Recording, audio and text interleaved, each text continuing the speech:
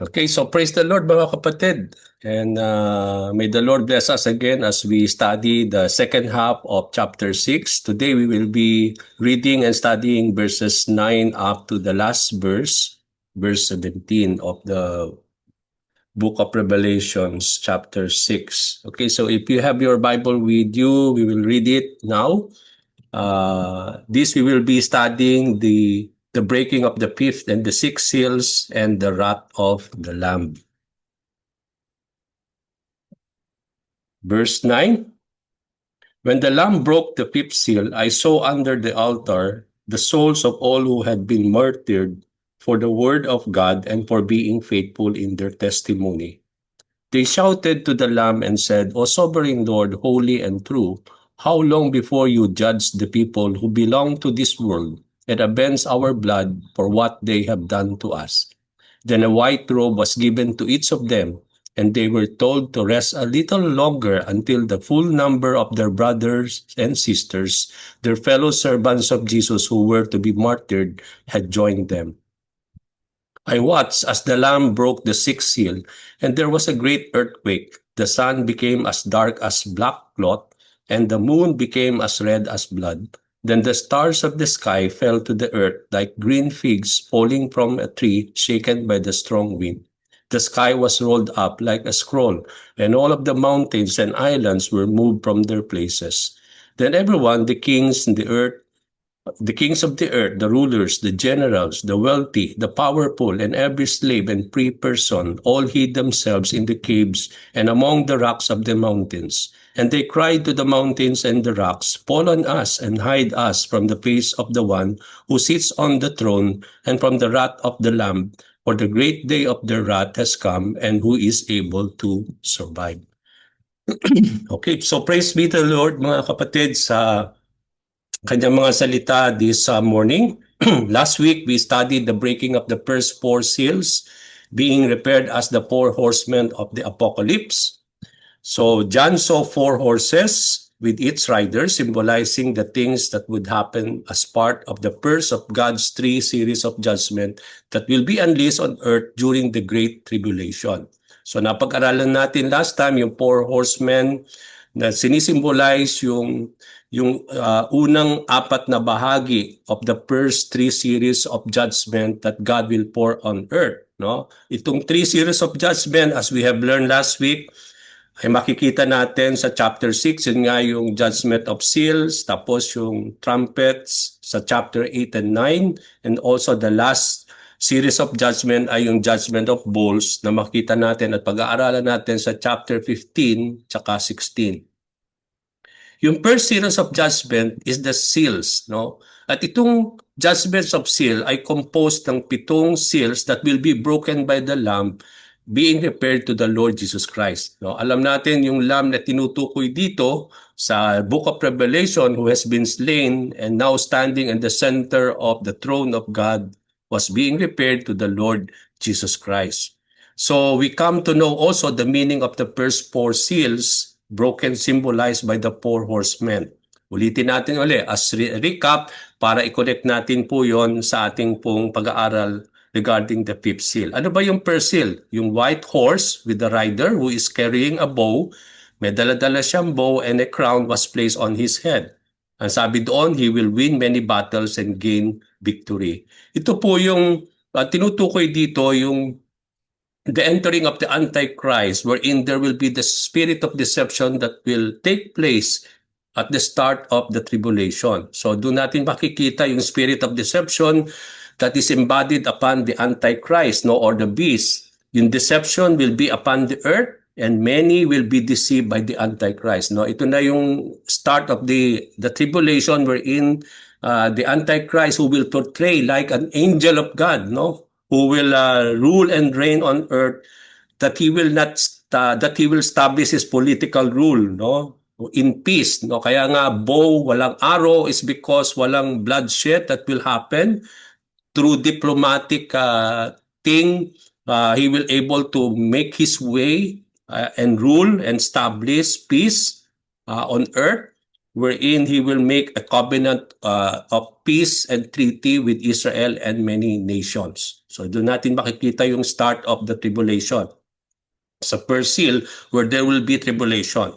Now, the second seal, the red horse with its rider, who is given mighty sword and the authority to take peace from the earth. Alam natin dahil nag-establish ng peace itong Antichrist. But then on the second seal, the second judgment, no, wherein there will be the red horse with its rider given the sword, and this rider was given the authority para tanggalin yung peace on earth that has been established. Okay, and because there will be no more peace, there will be war and slaughter everywhere. No, yun ang sinisimbolize ng mighty sword, that there will be killing, there will be slaughtering after the peace on earth will be taken away. Now, the second seal symbolizes war, bringing destruction and death. Bloodshed and slaughter will be everywhere. Dahil na-remove yung temporal peace, it will lead to war and slaughtering. It is believed that in the middle of the tribulation, after it started, no, the Antichrist will break the treaty with Israel and would lead to the abomination of desolation. No, pinag-aralan po natin yan. Hindi ko na po ulitin. Let's go back to our recordings for you again to be reminded about the abomination of desolation. And this desolation will bring destruction and death caused by war. Okay, yung third seal. So immediately after the breaking of the second seal comes the breaking of the third seal. A black horse with its rider holding a pair of scales was in his hand. The third seal, ang sinisimbolize ito ay famine and shortage of food. Dahil meron siyang daladalang pair of timbangan, doon natin makikita that it has to do with food or the shortage of food. That there will be famine because there will be war and slaughtering. No, magkakaroon po ng shortage of food at magkakaroon ng famine all over the earth. So it also indicates that there will be a high rate of inflation during that time because a day's wage will not be enough to buy food at that particular day. Okay? Kaya yung kung magkano man yung magiging day's wage at that time during the middle of the tribulation, hindi po yun enough to complete a meal for a family. Okay? Doon natin makita napakamahal ang bilihin na yung sinasahod, yung wage, yung daily wage will not be enough to buy food at that time. So napakataas yung inflation, and because of war, there will be shortage of food, bringing famine and high cost of food. Okay? Yung fourth seal, a pale green horse with its rider named Death and a companion was the grave. So there will be a two rider with its companion. No? There will be a rider with a companion. Yung first was named Death, yung companion niya was grave.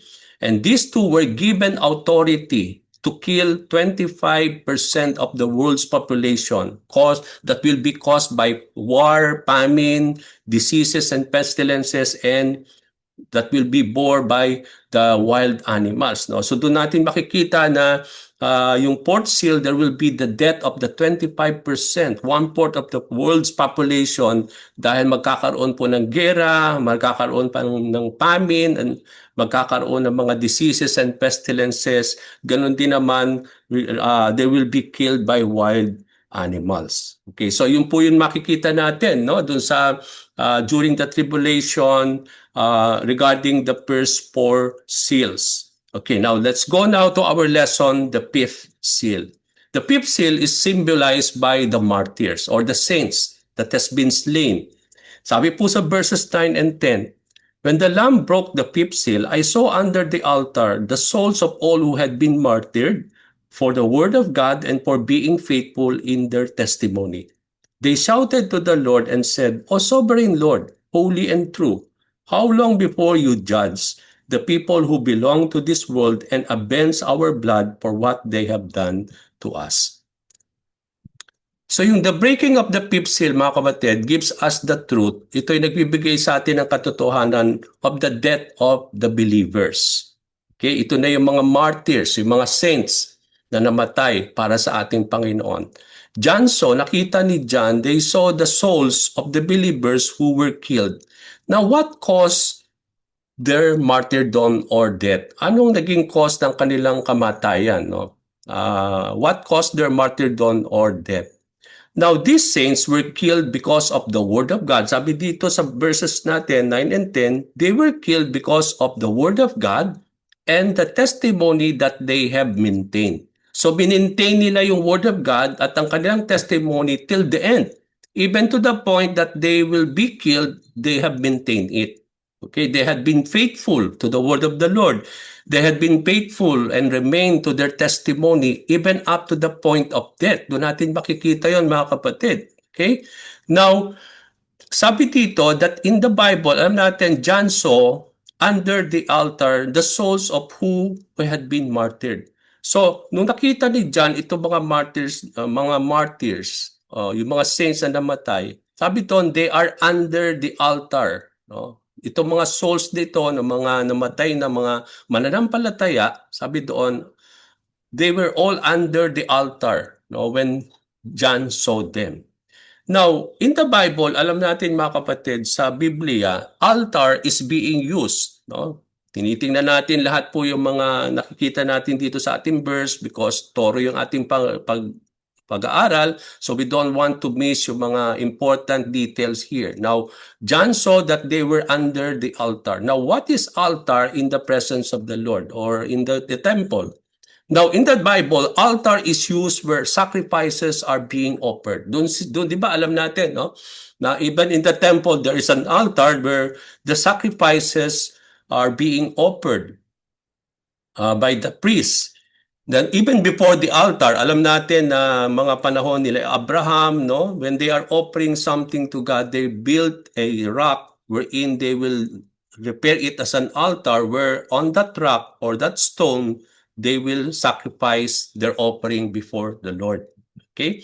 So, these martyrs gave their lives. No? Doon natin makikita, dahil may altar, there's a sacrifice of offering. So, ano yung offering? Ano yung sacrifice on that altar? So, dito natin makita that these martyrs, itong mga namatay na mananampalataya, gave their lives for the Lord as a sacrificial offering to God. Doon natin makita na yung kanilang mga buhay ay naging parang sacrifice offering to God, no? Even to the form of dying for the Lord.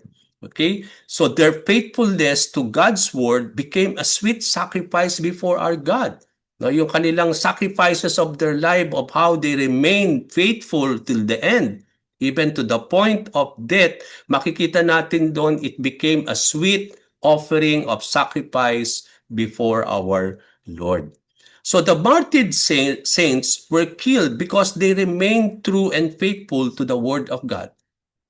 They did not compromise the truth of God and even it cost even their lives. So doon natin makikita, no, na when they remained so faithful, ibig sabihin noon, they remained on the truth and they did not compromise. Hindi sila nag-compromise even to the point of being led to renounce their faith before the Lord. They did not renounce their faith. They continue to be faithful even to the point that it cost their lives to be given, no? At doon natin makikita that they remain true and faithful sa salita ng ating Panginoon. Not only the slain saints were killed, hindi lang po na sila'y namatay dahil naging faithful sila sa pagtupad sa salita ng ating Panginoon, that they did not compromise regarding what the Lord is telling them, but it was also mentioned here that they were martyred because they remained so faithful in their testimony. No? So hindi lang po in terms of the word of the Lord they have been martyred, but also sabi dito ni John na they have been martyred because they have been faithful in their testimony till the end. Okay?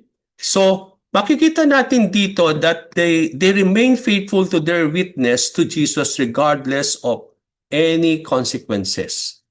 No, yung para bang alam natin mga kapatid na nung sa salita ng ating Panginoon, no, the Lord Jesus Christ called His disciples as being His witnesses. Di pa natatandaan ninyo that you will be my witnesses in Jerusalem, in Judea, in Samaria, and even to the farthest end of the earth. So ibig sabihin, bawat mananampalataya, mga kapatid, they have been called by the Lord to become witnesses of Jesus Christ. Now, as a witness, anong gagawin nila? They will bear testimony regarding about the Lord Jesus Christ. And that the testimony that they were to witness is even to the point of death. Na hindi lang tayo tinawag na mga mananampalataya at mga disipulo that we will make our testimony for some time. But we believe that even from this example that we have seen from the book of Revelation, that yung testimony ng mga mananampalataya is even to the end, even in the point of death.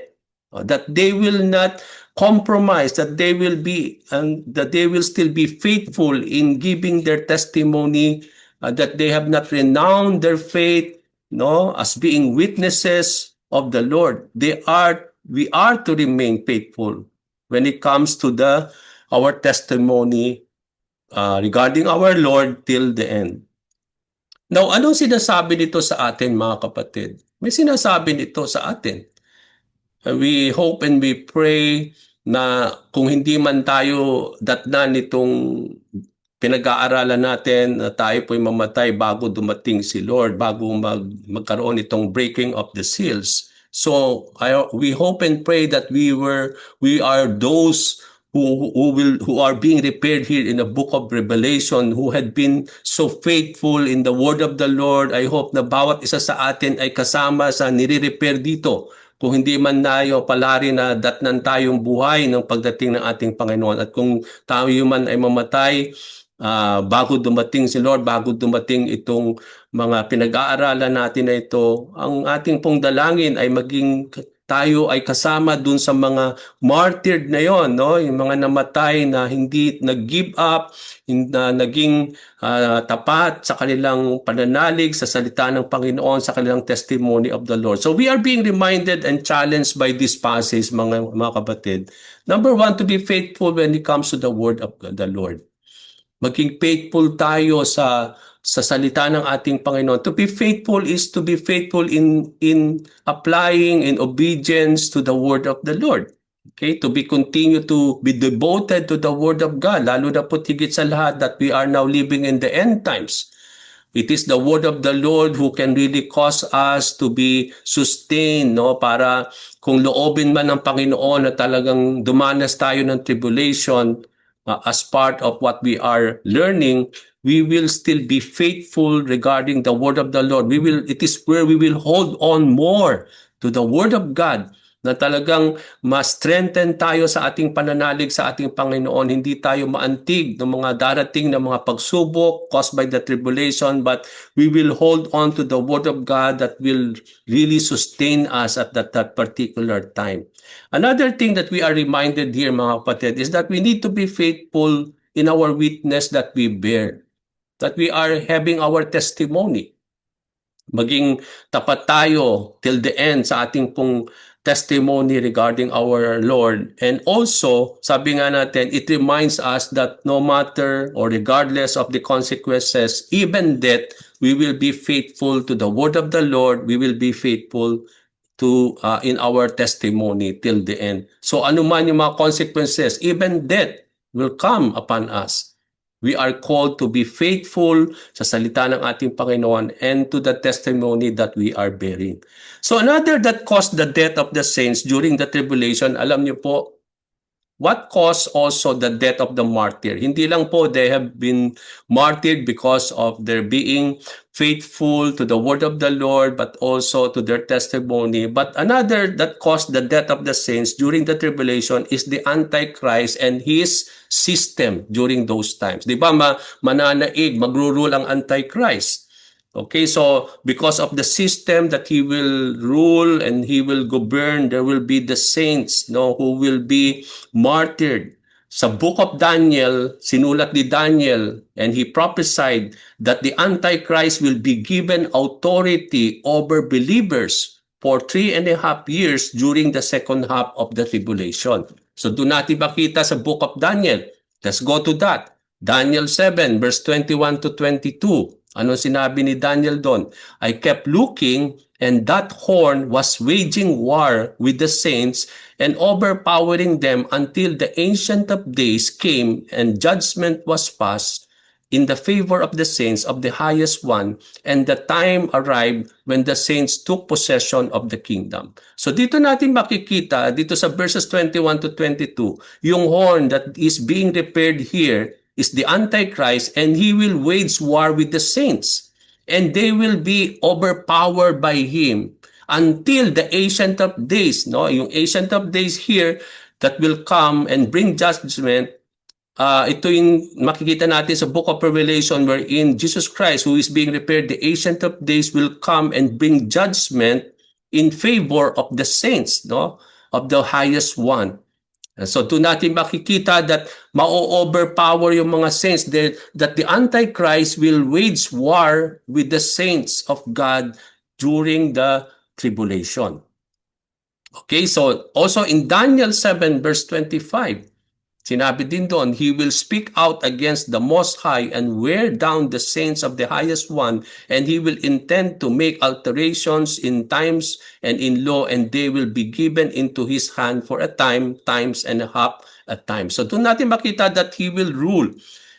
This Antichrist will also speak against the Most High and wear down the saints, no, of God. So doon natin makita na merong mamamartyr talaga. There will be killed. Those believers in the tribulation will be killed, no? And they will be martyred because of their faithfulness to the Lord. And that even, sabi, dito nga sa prophecy sa chapter 7 verse 25 ng Daniel, dito natin makita that even this Antichrist will speak against the Most High God, no? At doon natin makikita yung what will happen during the abomination of desolation, wherein he will declare himself as God, that he will sit on the temple as being God himself, proclaiming that he is God. No, doon natin makita yun nga yung abomination of desolation. So now let's go now to verse 10. So we come to see that the breaking of the fifth seal is being repaired to the martyr na nakita ni John under the altar, and they were killed because they remain so faithful with the word of the Lord, and they have been faithful sa kanilang testimony about the Lord. Then what happened? Verse 10, they shouted to the Lord and said, no? They shouted here when John saw these souls, no, under the altar. They shouted to the Lord and said, O sovereign Lord, holy and true, how long before you judge the people who belong to this world and avenge our blood for what they have done to us? It means to say, from the words that has been shouted by the souls being repaired to our God, no, doon natin makikita na that these people who belong to this world is also what caused them to death. No? So doon nga yung para bang they are praying and they are repairing to God na itong mga how long that the Lord will judge these people. It means to say also the people of the world also causes their death, no? And they are also expecting that God will avenge their blood for what they have done to them. Okay? So the first class, dahil alam natin po that there will be the rule of the Antichrist, no? There will be war and slaughtering, no? So I believe that even people who belong to this world will really be the cause of the death of also of the martyrs during those time. Okay, so at the first glance, kung titingnan natin yung verse 10, it seems that itong mga martyr were questioning God.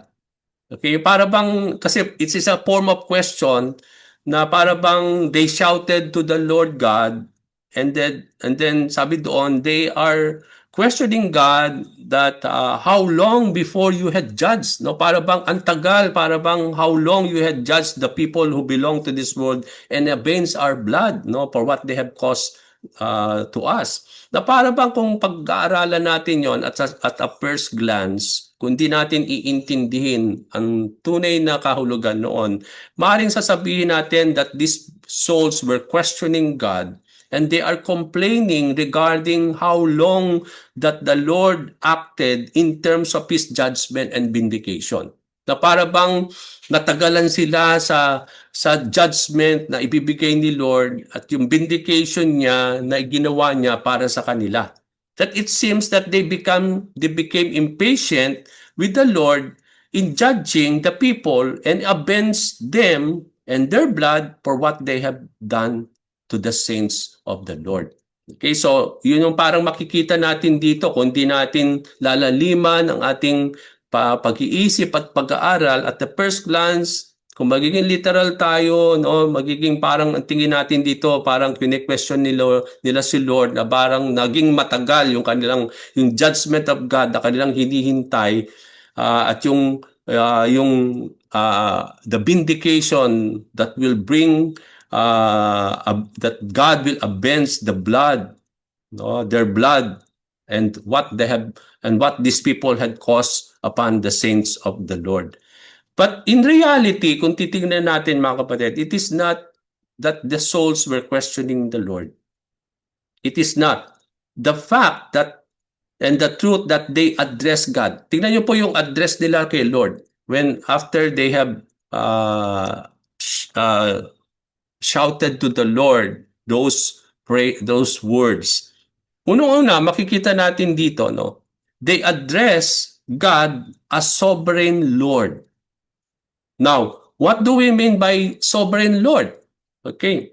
Now, when we say a sovereign Lord, it conveys the truth that they were acknowledging the sovereignty of God and His lordship over them and their conditions. Okay, so doon natin makita, no, na they are not questioning God, but from the address, makikita natin dito, O sovereign Lord, holy and true. They are addressing God as the sovereign Lord. Meaning, they are acknowledging the sovereignty of God over them. Not only over them, but also for their condition. Sa mga nangyari sa kanilang buhay, sa kanilang death, they are declaring the sovereignty of God even for all of those things. Okay, then they are acknowledging that God is holy, that God is indeed true. True in terms of His promises and His words. Okay, so we know that God is sovereign over our lives. Pag sinabi natin the sovereignty of God is upon me, ibig sabihin, pinapasakop mo, ina-acknowledge mo na lahat ng mga mangyayari sa buhay mo, even yung dadanasin mong paghihirap, even yung kamatayan mo, it is still sovereign in the eyes of the Lord. That still God is over all of, that He is still sovereign over all these things. The lordship, not only the sovereignty of God is there when we say that God is sovereign, you are also saying not only the sovereignty of God is upon you, but also when we refer God as a sovereign Lord, it means that the lordship of God is upon you. The lordship of Christ is seen as the Lord over all. Kaya nga He is the Lord of all. No? Even He is the Lord of our circumstances, the Lord of our conditions in life, everything. Okay, so the saints are not crying out for personal revenge.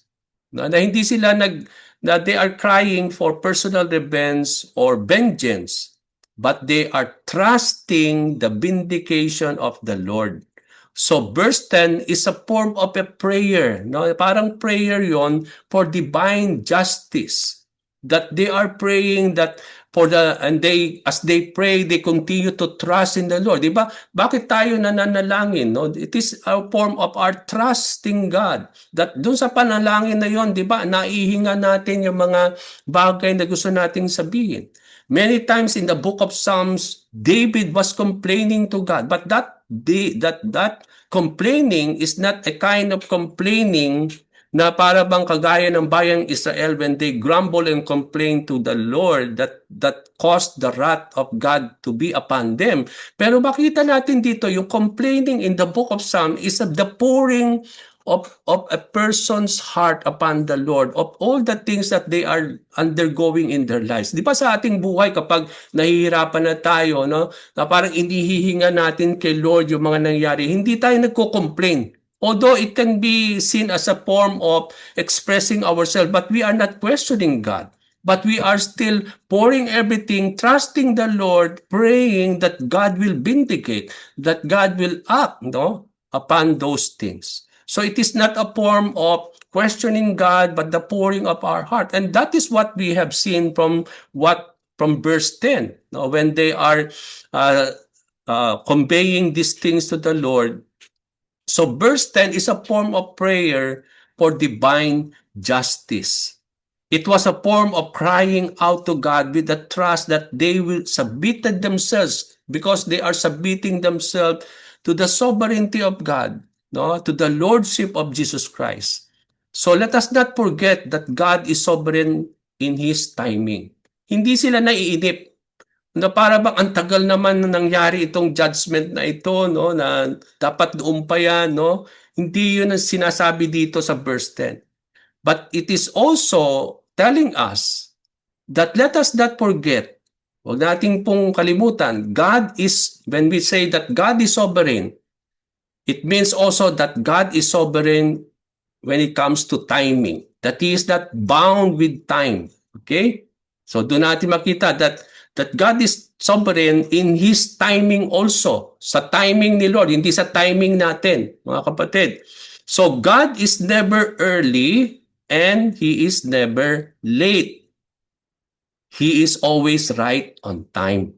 Okay, so when God will pour His judgment and His vindication, awaiting dun sa second coming of the Lord, bakit hindi ngayon na, Lord? Bakit hindi noon? Ba't laging parang ang tagal-tagal, Lord? No? Di ba sabi nga, Maranatha, Lord, come. No? But then, bakit ang tagal? Hindi natin pwedeng sabihin. Because when we say that God is sovereign, He is also sovereign in His timing. He knows the perfect timing of everything that will happen. Bakit nadidelay pa ito ng Book of Revelation? Because God is sovereign in His timing. He knows the perfect time of everything that will come. No? So the judgment and vindication of God will happen in His right appointed time, not on the way we want it. No, that we cannot question God, Lord, bakit hindi ka na dumating? No? Ngayon pa lang. No? So we know that there is a right appointed time for all of these things, that this judgment of God will really take place at the proper time of the Lord. We know na mangyayari lahat ito, but at the timing of God. We are to trust God's perfect timing of everything. So doon natin makikita yan. So how does God responded to the saints' call and prayer? Paano nag-respond si Lord dun sa mga martyrs when He broke the fifth seal? Ang sabi po sa verse 11, then a white robe was given to each of them, and they were told to rest a little longer until the full number of their brothers and sisters, their fellow servants of Jesus who were to be martyred, had joined them. So ano sinasabi dito sa verse 11? No, they were given a white robe, and then sinabihan sila to rest for a little while until the proper time, no, that waiting dun sa mga iba pang number of brothers and sisters, mga fellow servants of the Lord who will be also martyred. So ibig sabihin, ito na yung martyred saints, meron pang paparating, na meron pang mangyayari.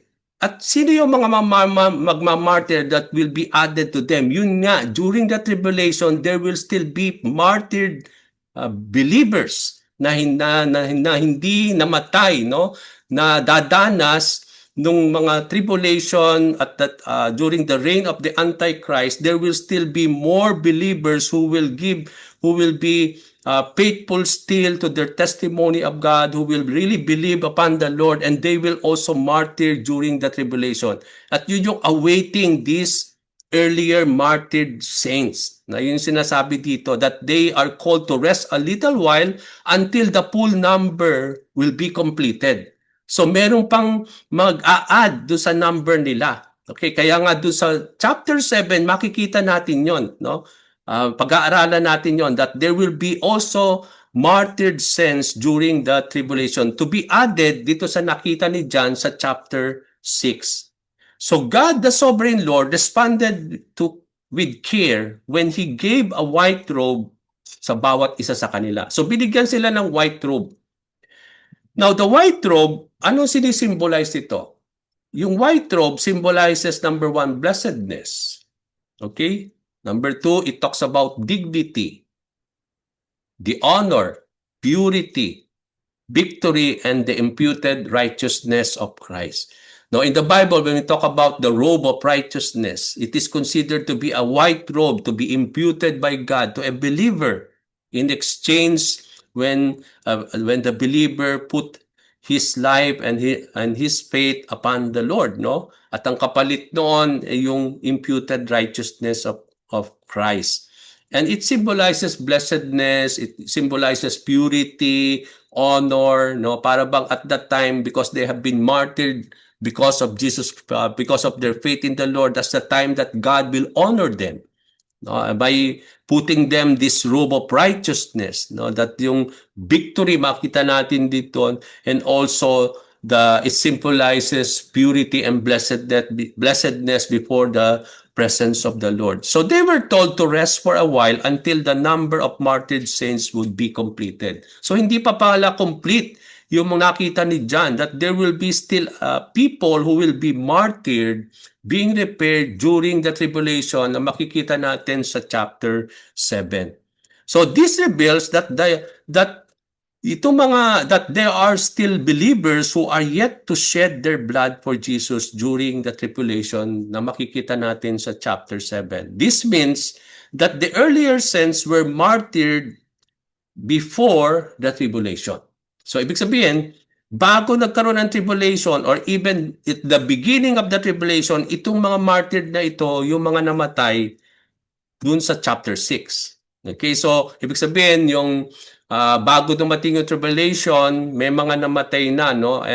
At alam natin mga kapatid, kahit wala pa yung Antichrist, there is this injustices that is happening against the people of God, no? Maraming mga believers na persecute, na kahit wala pa tayo sa tribulations, rule of the Antichrist, marami nang nape-persecute ng mga believers who are being martyred for their faith in the Lord, no? Sa iba't ibang parte ng mundo ngayon. So sila yun, no? Yung para bang bago magkaroon ng tribulation, maraming mga martyr because of their death before the Lord, and their faithfulness before God. So it means natin makita natin dito that there are earlier saints who were martyred before or even at the beginning of the tribulation. Okay, so the saints are to rest. Kailangan muna nila magpahinga, to be patient, no? And trust in the Lord until everything will be put into completion by God. Dahil wala pa nga, there will still be the completion of the judgment of God. And so they were told by God to rest for a while and to trust and to be patient with the Lord until everything will be completed by God. So those who died for their faith in the Lord have not suffered in vain. Ibig sabihin, ano sinasabi nito mga kapatid? Na kapag namatay tayo para kay Kristo Jesus na ating Panginoon, yung suffering natin and yung ating death for the Lord is not put in vain. Ito ay susuklian ni Lord. No, doon natin makita that they are being honored because of their death for the Lord. Yung robe of righteousness, no? I-honor tayo ni Lord. So, yung ating sufferings here in this world for the Lord is not put in vain. Hindi nasasayang mga kapatid. Even we suffered and died for the Lord, no? Even before the tribulation will come, no, it will be honored by God and it will be rewarded by the Lord. Hindi po yan masasayang. Yung ating mga sufferings na dinadanas natin for being faithful with the words of the Lord and being faithful in our testimony, it will be richly rewarded by the Lord in proper time. Okay? Now let's go to the sixth seal. The sixth seal, the signs of the Lamb's wrath and his coming. So magkakaroon ng mga signs. It means to say, kapag dumating na yung first 5 seals, okay? Wala pa si Lord doon. Wala pa yung the coming of Jesus Christ, no? Yung second coming, no? Doon natin makikita. So the signs of the wrath, no, will come only on the 6th seal. Okay, yun yung signs that the Lamb will come na. No, yung doon na ipopour yung wrath of the Lamb, no, before his coming. So verses 12 to 14. I watched as the Lamb broke the sixth seal, and there was a great earthquake. The sun became as dark as black cloth, and the moon became red as blood. Then the stars of the sky fell to the earth like green figs falling from a tree shaken by a strong wind. The sky was rolled up like a scroll, and all the mountains and islands were moved from their places. So dito natin makita yung nung after John saw the souls being given the robe of righteousness, the white robe, and they are told to rest for a while until their number will be completed, dito natin makita yung breaking of the sixth seal wherein na nakita ni John that as the Lamb broke the sixth seal, there was a great earthquake, no? Nagkaroon ng matinding lindol at nakita rin ni John na yung araw, it becomes dark as a black, no? As purely black, na talagang wala yung liwanag ng sun. And even the moon became red as blood. And then nakita niya din yung mga bituin from the skies fell upon the earth, no? Para bang nahuhulog na fig sa isang fig tree. At parang nakita niya yung sky parang scroll na ni-roll up. At dahil doon, sabi rin niya, nakita din ni John na yung mga mountains, no, yung mga islands were moved from their places. Okay? Now, it is good to emphasize, mga kapatid, napakagandang i-emphasize dito na that the judgment brought by the breaking of the sixth seal is not just mere symbolic, but genuine in description. Nung pag sinabing there will be an earthquake, the sun will become dark, hindi siya yan symbolism na yan. Okay? Although yung pinag-aaralan natin karamihan dito ay parang maraming symbolism, no? It is not literal, but here in the sixth seal, it is purely, sabi nga natin, genuine description of what will happen at the breaking of the sixth seal, that there will be great earthquake, mga kapatid.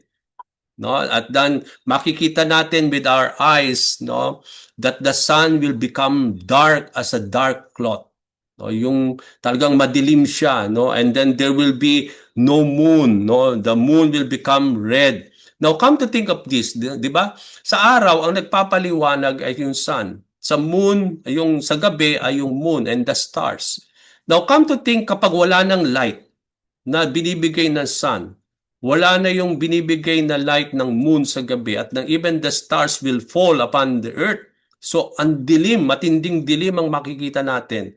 Okay, so matinding kadiliman ang makikita natin at that time, mga kapatid. So, it means to say it will cause really fear, no, at that particular time. So, doon natin makita na it is a genuine description. It is not symbolic yung makikita natin dito. We are not to spiritualize it, no, na para bang symbolism lang ito, na para bang symbolism lang yung mangyayari na yan, no, but it is, we don't need to spiritualize it, but it is a genuine, it is a dramatic and genuine description that will happen on the breaking of the sixth seal.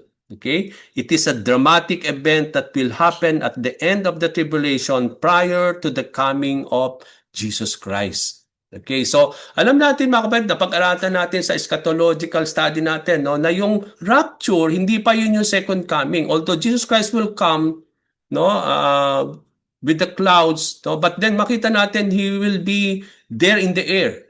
Kaya nga caught up in the air. We will be caught up, we will be raptured in the air, no, and there we will meet Jesus Christ. No, and then we will be taken, the saints will be taken up in heaven. Okay, so yung talagang second coming is that when he will come now and rule on his 1,000 years. no, when he will be here on earth. Yun yung tinatawag natin talagang second coming. So yung rapture is only part of the second coming of the Lord. Hindi pa yun yung second coming. So it means to say, itong breaking of the first to the sixth seal, mga nangyayari ito before, even before the second coming of Jesus Christ. It means to say, doon natin makikita na that there will be a tribulation that will happen, no, before the coming of Jesus Christ. So doon natin, ito yung sinasabi nito, no? It is at the end that this dramatic event, no, na makikita natin dito ay mangyayari at the end of the tribulation, yung breaking of the sixth seal prior to the coming of Jesus Christ. So verses 16 to 17 conveys that this event in cosmic are from the wrath of the Lamb. Na sinabi doon na itong mangyayari na ito is the wrath of the Lamb that will be poured, no, upon the earth.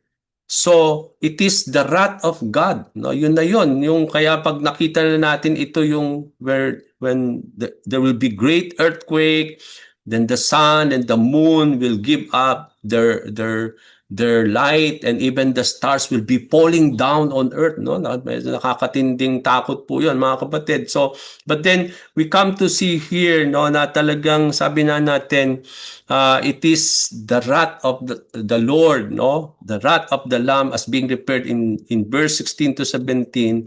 And sabi nga natin, the great day of the wrath has really come. No, kapag nakita natin ito, pag naranasan na natin yan, yung breaking of the sixth seal, no, yung mga yan, yung great earthquake, I believe that is somehow, no, makita natin to yung tunay na signs that there will be the coming of the Messiah, no, that he will rule here on earth. So the day of the Lord has arrived in its climatic and eschatological reality. Now, what are the cosmic signs that the wrath of the Lord, no, has come, no? Ano yung cosmic signs na talagang paparating na si Lord on his second coming, no? Sabi doon, there will be great earthquakes. Now the sun will become dark, no, and then the moon, it will become red, and then the stars falling to the earth, and then mountains and islands were moved from their places. Now, mapapansin natin dito na ito ay binanggit ni Lord. Lahat ito. Kung mapapansin natin, mga kapatid, no, na makikita natin ito ay pinag-aralan natin lahat, no, sa Book of Matthew. Na lahat itong mga makikita nating mangyayari na ito na binabanggit dito sa ni John, no, dito sa breaking of the sixth seal, ay ito ay binigyan ng emphasis ng ating Panginoon even in the book of Matthew, no, chapter 24. No, doon natin makikita. Titingnan natin yan mamaya, no? Titingnan natin ano pa yung sinasabi ni Lord. But also, hindi lang ito binabanggit ni Lord later on na pag-aaralan natin, itong makikita natin sa breaking of the sixth seal, but also it is something that Isaiah wrote and he prophesied na at the day of the Lord, that there will be all these things that will be happening. Na talagang mangyayari ito the way John saw it. No, na prophesy yan even ni Isaiah, even in the Old Testament writing. Okay, so saan natin makikita yan? Let's go to Isaiah 13 verse 10. Makikita natin dito, the stars, the sun, the moon will give its light. Magkakaroon ng, mawawala na yung liwanag ng sun, ng stars, ng moon will give their light. Anong sabi po sa Isaiah 13 verse 10? Ang sabi doon, the stars of heaven and their constellation will not show their light. The rising sun will be darkened and the moon will not give its light. So, makita natin yung itong revelation, no, is still yet to be fulfilled, no, at the coming, prior to the coming of the Lord, on the second coming, that is prophesied even by Isaiah regarding the day of the Lord, no, sa Isaiah 13 verse 10. Now, We have not really seen yet that the sun will really become dark. Okay?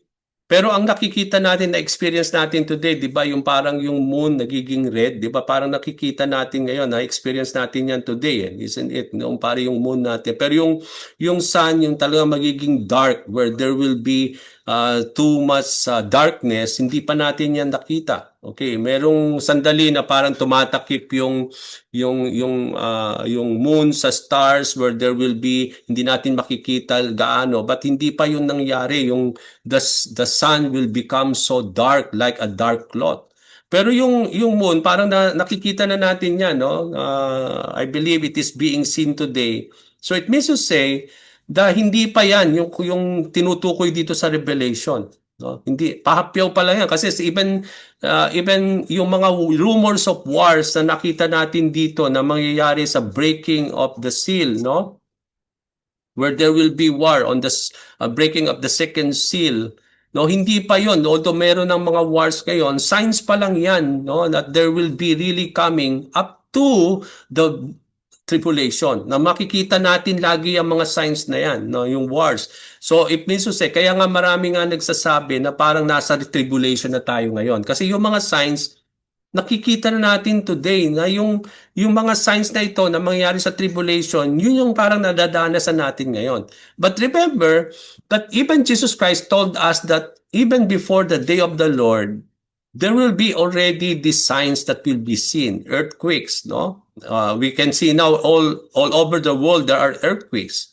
And I believe wala pa tayo sa tribulation, no? Wala pa tayo doon, wala pa yung Antichrist. Or we don't know yet na kaya nga merong nagsasabi na parang nasa tribulation na tayo. That there is already Antichrist, no? Kasi when we will try to analyze what is happening now in our world, no? Parang nandoon na rin Parang may nagro-rule, no? Na merong nagdi-dictate na parang there is a peace in the midst of chaos. Na para bang merong nagsasagawa noon na there is a peace, there are a lot of treaty and agreements being made, no, but in reality there is still no peace, no. So, makita natin, no. So doon natin makita na parang nasa tribulation na tayo. Kaya yun yung marami nagsasabi, no. But then sabi nga natin, whether we are in tribulation or not, but believe that all these things will be happening. It will be really a genuine description of everything that will happen. Okay, so wala pa tayo do sa, kasi kung nasa tribulation na tayo, sabi doon 25%, no, 1/4 of the world's population will be dead. So pero wala pa tayo nakikitang gano'n. So it means to say that these are just signs of the coming tribulation pa rin. Okay, although may mga earthquakes, no, pero yung moon nakita natin na parang nagiging red, no, although that will be seen, no, at the tribulation, prior to the end of the tribulation, prior to the coming of Christ, no, makita natin doon. So it has been prophesied by Isaiah. Yung great earthquake has also been prophesied by Isaiah in chapter 24 verses 19 to 20 regarding the day of the Lord. Sabi doon, the earth is broken up, the earth is split asunder, the earth is thoroughly shaken, no? The earth reels like a drunkard, it sways like a hot in the wind, so heavy upon it is the guilt of its rebellion that it falls never to rise again. So dito makita natin that there will be earthquakes. It has been prophesied that the earth will be shaken, thoroughly shaken, will be broken up, that the earth will be split sunder. Di ba? Nakita natin yung kapag lumilindol, nagkakaroon ng split on the land, no, sa makita natin doon, no, that there is the split of the land, no. Doon natin makita that because it will be shaken thoroughly, no, and that will be a great earthquake that will happen. So itong great earthquake na ito, hindi pa ito yung mga nakikita natin today. Although meron tayong mga nakita mga earthquake, no, that brings so much destruction all over the world. But mas matindi itong mangyayari na ito in the book of Revelations. No, that there will be, because there is a great earthquake, no, and shaking of the earth. Sabi doon, mountains will be removed from their places. Even islands will be removed from their places. So, because of the shaking na mangyayari at that particular time. So, also, sabi doon, yung stars falling from heaven, falling on earth, like a fig tree, pinrophesy diyan ni Isaiah sa sa chapter 34 verse 4, that the sky being, sabi doon ni John, nakita niya yung sky parang naging scroll na nirolyo ni Lord, na that because of that the stars fall from heaven and falls like a fig from a fig tree. Okay, so hindi lang ito parang nangyari doon na hindi na isulat. Even the Old Testament writings prophesied that in the book of Isaiah 34 verse 4, the rolling of the sky like a scroll and the stars falling from heaven. Ang sabi doon, all the stars of heaven will be dissolved and the sky rolled up like a scroll. No? Yun yung nakita ni John, no? Na sinulat ni Isaiah sa chapter 34, that the stars of heaven will be dissolved and the sky and the rolled up like a scroll and the starry host, no, referring to the stars, will par like withered leaves, para siyang parang nalantang dahon from a vine that will fall, and like shriveled figs from the fig tree. No, kagaya na sinasabi dito ni John, that like a fig that will fall from a fig tree. Yun din ang sinulat ni Isaiah. That on the day of the Lord, there will be the rolling of the sky like a scroll. Na parang scroll siya na irorolyo. And then there will be the stars will pour from their places and then it will fall down on the earth. No, nakakamangha po, sabi niyo yung constellations, no, yung stars, no. Because we have not seen the stars, we have not gone to the galaxy. Hindi natin alam yung nakikita nating liwanag na yon na marang tuldok lang o katiting na katiting. Gaano kalaki yun? We don't know because that is so far. No, how big is that? No, that is falling upon the earth. Talagang matindi. And how many of those stars? Diba nga, we cannot really even count the stars in heaven. Kaya nga sabi pangako ni Lord kay Abraham na yung descendants, the number of your descendants will not only be like the suns in the seashore but the stars, no, in heaven, that it will be countless. Now count to think countless stars falling on earth, and hindi natin malubos ma-imagine. And how big is those stars, no, yung mga starry host na yan that will fall like figs from heaven. So why these events will happen after the tribulation? Bakit ko sinabi na itong mga binabanggit dito na nakita ni John ay mangyayari after the tribulation? Kasi sinabi yan ni Lord sa Matthew 24 verses 29 to 30. Let's go to Matthew 24, 29 to 30. Bakit itong nakita natin sa chapter, yung breaking of the sixth seal, ay mangyayari after the tribulation prior to the coming of Jesus Christ? Ang sabi ni Jesus Christ sa Matthew 24, 29 to 30. Let's go back again there. Napakaganda po nito. Immediately after the tribulation. So, si Jesus Christ ang nagsasabi nito, no? When the disciples were asking the Lord, when will be this time and what will be the signs? Diba? Jesus Christ was talking about the end times to his disciples. And yung mga disciples na, they were asking the Lord, when it will be? What will be the signs? And here comes Jesus Christ, sinabi niya sa verse 29 to 30, immediately after the tribulation. So, he was preparing after the tribulation. So, pagkatapos ng tribulation, yung breaking of the sixth, doon pa lang mangyayari. No? Immediately after the tribulation of those days, the sun will be darkened. So after the tribulation, there's the breaking of the sixth seal. Okay, that will be the end. The sun will be darkened and the moon will not give its light, sabi ni Lord. The stars will fall from heaven and the powers of heavens will be shaken. Then the sign of the Son of Man will appear. So that's the coming, no? So after the tribulation, the pouring of the sixth seal, no, that there will be The sun will be darkened, there will be great earthquake, no, moon will give its light, and the stars will fall from heaven, no, and the powers of heaven will be shaken, sabi doon, no. So doon natin, then the sign, no, there will be the sign of the Son of Man will appear in heaven. And then all the tribes of the earth will mourn, and they will see the Son of Man coming on the clouds of heaven with power and great glory. So that talks about the day of the Lord, yung the second coming of Jesus Christ, no? Doon natin makita, prior to that coming of the Lord, on the clouds of heaven with power and great glory, mangyayari muna itong breaking of the sixth seal. That's the sign that the end of the tribulation. So mangyayari yan after the 7-year tribulation prior to the coming of Jesus Christ. Okay, so doon natin makikita yung pinag-aralan natin na yung kailan mangyayari yung second coming ng Lord. No, 'di ba binigyan ko kayo ng mga iba-ibang view. Isa sa mga view niyon is that mangyayari muna yung 7-year tribulation, and then here comes the second coming of Jesus Christ.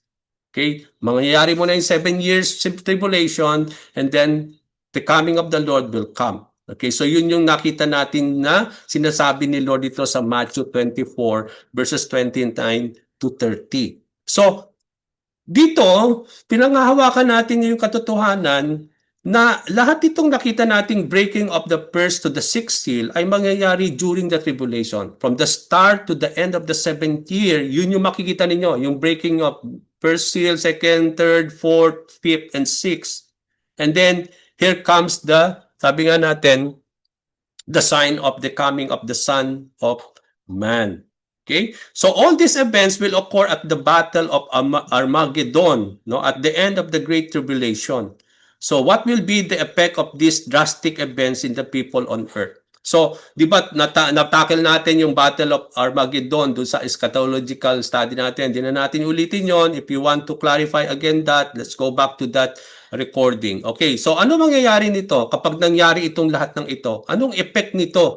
Pag yung nakita na ng tao yung breaking of the seas, matindi to, no? Kung mararanasan natin to, no? Great earthquakes, the sun will give us its light, moon will become red, and stars falling from heaven, no? And mountains will be moved, islands will be removed from their places. Matindi po to. Ano magiging effect nito on earth when that will happen?